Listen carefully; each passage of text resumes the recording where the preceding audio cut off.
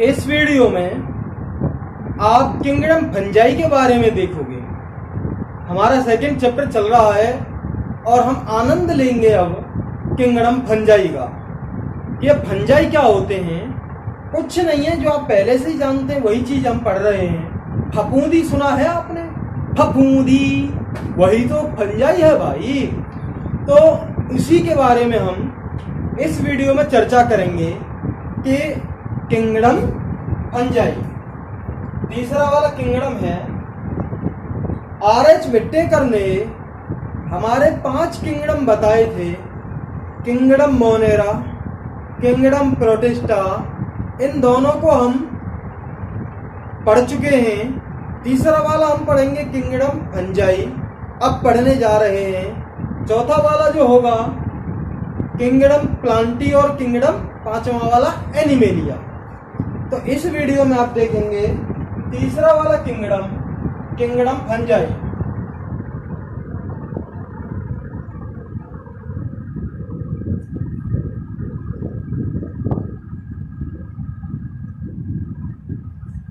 ये kingdom fungi क्या है? फफूंदी को ही किंगडम फंजाई कहते हैं। आपको बता दिया है, अब तो टेंशन नहीं होनी चाहिए। जैसे आपने देखा होगा बहुत दिनों का अचार रखा रह जाता है तो फफूंदी सी लग जाती है। ब्रेड को ऐसे ही छोड़ दो तो उस पर फफूंदी आ जाती है। तो ये जो सब है ये किसकी बदौलत है? किंगडम फंजाई की बदौलत है। यानी कि फंजाई, फफूंदी जो आती है वही तो फंजाई है। तो ये हमारे लिए लाभदायक भी है और नुकसानदायक भी। नुकसानदायक तो आपने देख लिया कि ये जो है हमारे खाने को बेकार कर देते हैं। लाभदायक में भी देखेंगे कि हमारे लिए क्या ये यूजफुल है। लेकिन उससे पहले हम ये देखेंगे कि ये जो फंजाई है ये कहाँ पर रहते हैं, कहाँ पर ये फफूंदी पाई जाती है। तो पहली बात तो ये सब जगह पाई जाती है। एयर में भी पाई जाती है, वाटर में भी पाई जाती है, हवा में भी पाई जाती है, पानी में भी पाई जाती है, जल में भी पाई जाती है, प्लांट के ऊपर भी पाई जाती है, एनिमल्स के ऊपर भी पाई जाती है। कभी कभी आता है ना जो खुजाते रहते हैं, खजुला बन जाते हैं, दाद, खाज, खुजली, ये सब फंजाई की वजह से हो रहा है। दाद जो होता है, रिंगवर्म, फंजाई की वजह से होता है। तो एनिमल के ऊपर भी पाए जाते हैं। तो ये कॉस्मोपॉलिटन है। कॉस्मोपॉलिटन का मतलब सर्वत्र व्यापी, ये सब जगह पाए जाते हैं। तो पहला पॉइंट है फंजाई आर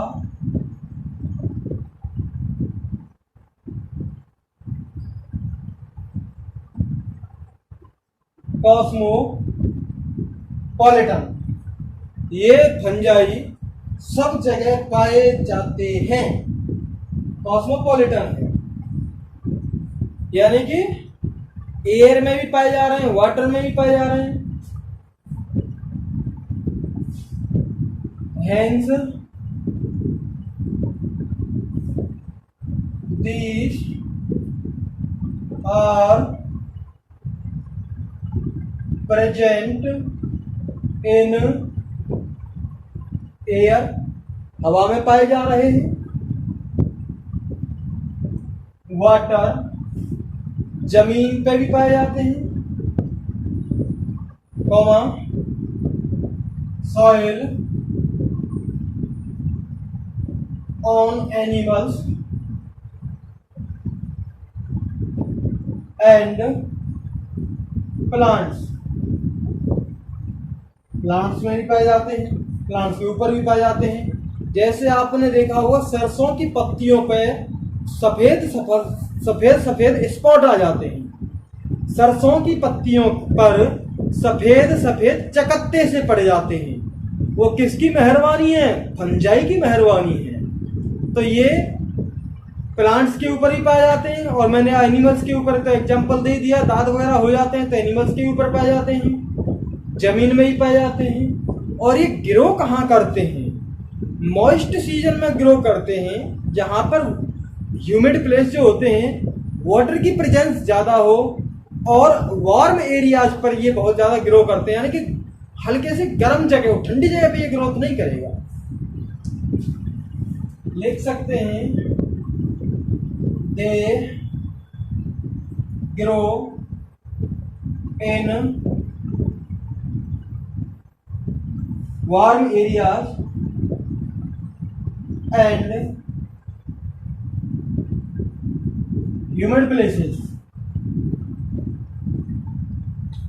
गर्म और नमी वाली जगह पर ये बहुत ज्यादा, बहुत जबरदस्त, बहुत जल्दी ग्रोथ करते हैं। कौन? फंजाई। आप देख लेते हैं भाई कि ये जो है हार्मफुल कैसे हैं और यूजफुल कैसे हैं।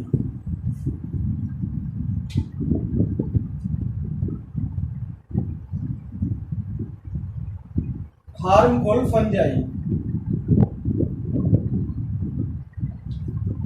एक बात आपने देखी होगी यहां से, जब मैं अभी बता रहा था कि जो फंजाई जो है फफूंदी गर्म जगह पे बहुत जल्दी ग्रो करते हैं, ह्यूमिड प्लेसेस पे बहुत जल्दी ग्रो करते हैं, तो हम सब्जियों को फ्रिज में क्यों रख देते हैं? खाने के प्रोडक्ट्स को फ्रिज में क्यों रख देते हैं? ये आपने देखा, क्योंकि वहां पर गर्म जगह नहीं है, वहां ठंडी जगह है। तो फंगस से बचाने के लिए, बैक्टीरिया से बचाने के लिए, ये फंगस बैक्टीरिया किस एटमॉस्फेयर में ग्रो करते हैं? गर्म जगह पर। तो हमें अपने फूड प्रोडक्ट्स को फ्रिज में रखना पड़ता है, किससे बचाने के लिए? फंगस से बचाने के लिए। अब ये हार्मफुल फंजाई क्या है? बीमारी फैलाते हैं। दांत खाज खुली कोई अच्छी बीमारी थोड़ा ही है, क्लास में खड़े खुजली हो जाती है, पता चला खजुला सर नाम रख गया। तो ये जो हार्मफुल है हमारी फसलों को नष्ट कर देते हैं, गेहूं को नष्ट कर देते हैं, व्हीट रस्ट डिसीज हो जाती है पक्सीनिया की वजह से। तो ये हार्मफुल हैं। तो एनिमल्स में ये डिसीज पैदा करते हैं और प्लांट्स में भी ये डिसीज पैदा करते हैं। Wheat rust disease by Puccinia.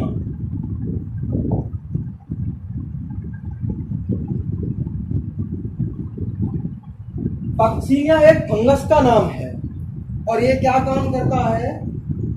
Wheat rust disease कर देता है। यानी कि गेहूं में कभी कभी देखा हो, गेहूं का डंठल जो तोड़ते हैं तो रेड रेड कलर का सब वो रस्ट आता है उसमें, तो गेहूं की फसल को भी बेकार कर देता है। और देखा होगा spot occurs on mustard leaves. Mustard की लीव्स पर भी स्पॉट आ जाते हैं, जिससे वो बेकार होने लगती है। हमारे प्रोडक्शन इतना हो नहीं पाता है, डिसीज कर देता है। हार्मफुल में हमारे अंदर भी फूड प्रोडक्ट्स को बेकार कर देता है। फंजाई फफूंदी डिस्ट्रॉय फूड प्रोडक्ट्स। खाने के प्रोडक्ट्स को भी ये डिस्ट्रॉय कर देता है फंजाई। और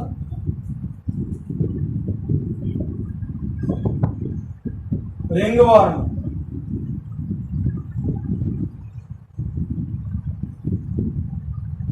caused by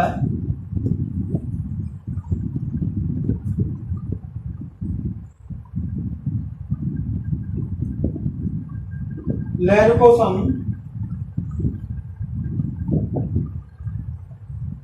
trichophyton। Ringworm Laryngosum trichophyton नामक फंगस से हो जाती है। खाज है एकेरस, इसके बीच एक फंजाई का नाम है, उससे खाज हो जाती है। खुजाते खुजाते मन नहीं भरता, बड़ी मीठी मीठी खुजली चलती है। तो ये सब किससे हो रहा है? फंजाई से हो रहा है। तो ये हार्मफुल फंजाई है। अब आ जाता है यूजफुल फंजाई। फंजाई कैसे यूजफुल है, यानी कि फंजाई जो है इससे हम कैसे फायदा ले सकते हैं। लाभदायक fungi,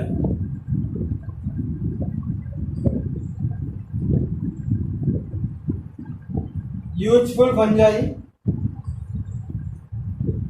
some fungi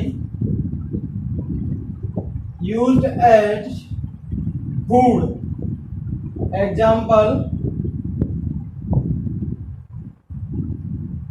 mushroom. Mushroom को हम खाने के तौर पर भी इस्तेमाल कर लेते हैं, तो स्टूल को है खाने के तौर पर भी हम इस्तेमाल कर लेते हैं। तो कुछ फंजाई को, कुछ फंगस को हम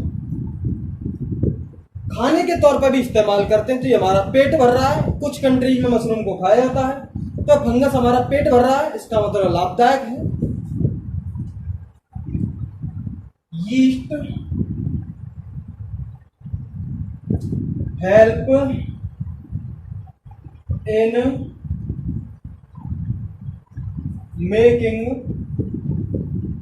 beer and bread.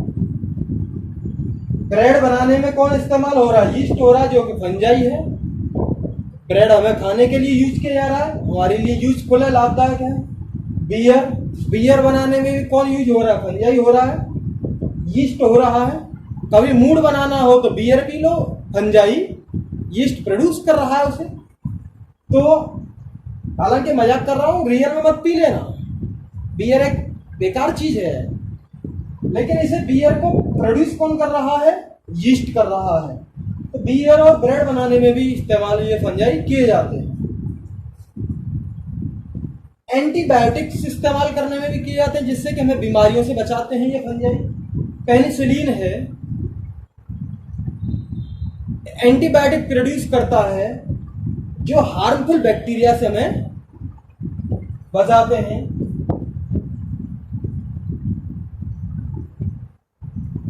Some fungi produce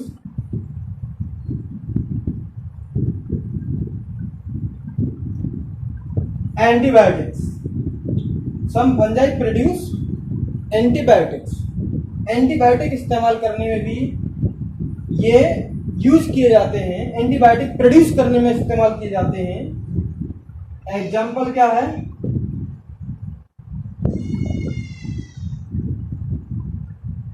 penicillin. Penicillin fungi antibiotic produce करने में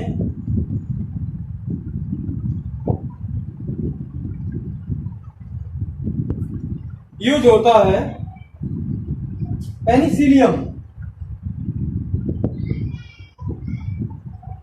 आपने देखा खाना बनाने में भी इस्तेमाल हो रहा है, ब्रेड वगैरह भी बनाई जा रही है इससे, एंटीबायोटिक भी इससे प्रोड्यूस की जा रही है। तो ये हमारे कुछ यूजफुल फंजाई होते हैं। अब बात आती है फंजाई मल्टी सेलुलर के होते हैं या यूनिसेलुलर के होते हैं। यीस्ट है, इसको छोड़ के ये एक सेल का पाया जाता है। एक सेल ये अलग है, ये अलग है, ये अलग यीस्ट है, ये अलग यीस्ट है। तो ये एक सेल वाले यीस्ट को छोड़ के बाकी सारे फंजाई मल्टी सेलुलर होते हैं। तो हम लिख सकते हैं अगला वाला पॉइंट, यीस्ट इज यूनिसेलुलर, एक सेल का बना होते हैं, एंड ऑल फंजाई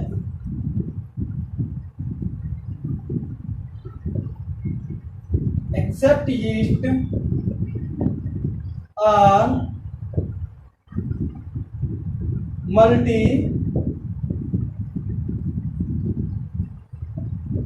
सेलुलर। सारे फंजाई यीस्ट को छोड़ के मल्टी सेलुलर होते हैं। ये फिलामेंटस फॉर्म में पाए जाते हैं। ये है ऐसे, ये ऐसे, तंतु के आकार में ऐसे पाए जाते हैं। और एक फिलामेंट को हम कहेंगे हाइफी। हाइफी एक फिलामेंट को कहेंगे। फिलामेंट के पूरे नेटवर्क को हम कहते हैं माइसीलियम। तो हम यहाँ पर अगला वाला पॉइंट लिख सकते हैं,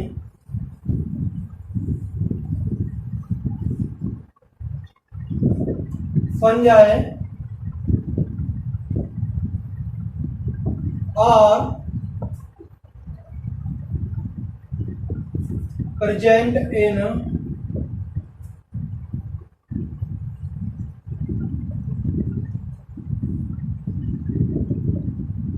filamentous form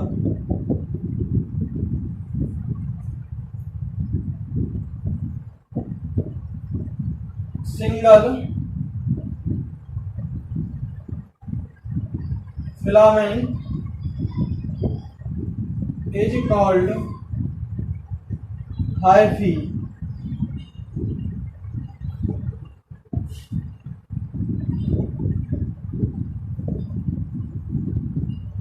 Network of is called network of hyphae is called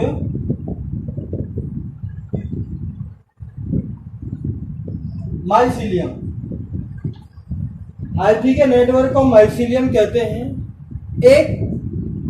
एक फिलामेंट को हम क्या कहेंगे, हाइफी। अब ये दो तरह के माइसीलियम होंगे, दो तरह के हाइफी होंगे। एक वो ये है फिलामेंट, इसमें यहाँ न्यूक्लियस है, यहाँ न्यूक्लियस है, बहुत ज्यादा न्यूक्लियस ऐसे ही पाए जाते हैं, फ्री फॉर्म में पड़े होते हैं, तो इसे सिनोसिटिक हाइफी कहेंगे। It contains multi nucleus. दूसरे वाले जो होते हैं ये फिलामेंट है, इनमें जो न्यूक्लियस होते हैं वो सेपरेट फॉर्म में प्रेजेंट होते हैं। तो ये जो दीवार है इसको हम कहते हैं सेप्टा। तो इस दीवार को हम क्या कहेंगे, सेप्टा। जिसमें सेप्टा एब्सेंट होते हैं तो मल्टी न्यूक्लिएट स्टेज हो जाएगी। एक ही फिलामेंट में बहुत ज्यादा न्यूक्लियस हैं, बहुत ज्यादा न्यूक्लियाई हैं। न्यूक्लियस को प्लूरल में न्यूक्लियाई कहते हैं।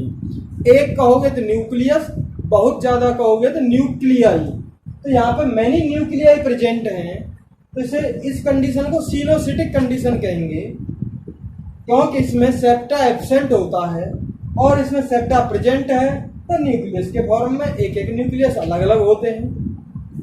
तो हमारा अगला वाला पॉइंट ये लिखा जा सकता है,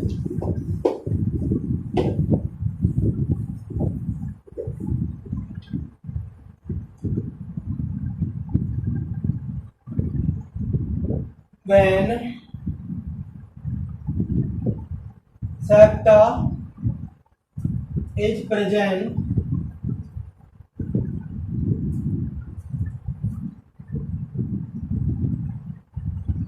nucleus present in separate chambers, when septa is absent, nucleus,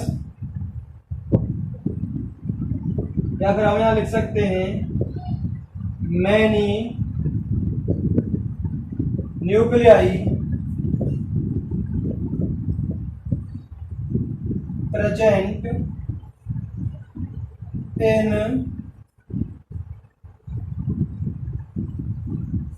single hyphae in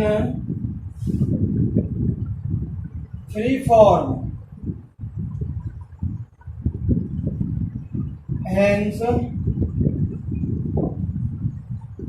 this condition is called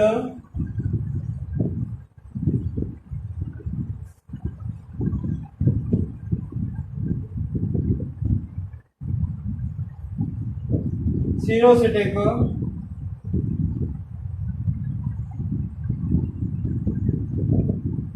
condition. जब सेप्टा प्रेजेंट होता है तो न्यूक्लियस अलग अलग चेंबर्स में होंगे, और जब सेप्टा एब्सेंट है तो बहुत ज्यादा फंजाई फ्री फॉर्म में प्रेजेंट होंगे, हाइफी में फ्री बिल्कुल, क्योंकि सेप्टा प्रेजेंट नहीं है। उस कंडीशन को हम क्या कहते हैं? सिनोसिटिक कंडीशन। सिनोसिटिक कंडीशन का मतलब होता है कि मैनी न्यूक्लियाई, बहुत ज्यादा न्यूक्लियाई प्रेजेंट हो। Many nuclei are present in single hyphae. बहुत ज्यादा न्यूक्लियाई प्रेजेंट होते हैं तो उस कंडीशन को हम क्या कहेंगे? सिनोसिटिक कंडीशन।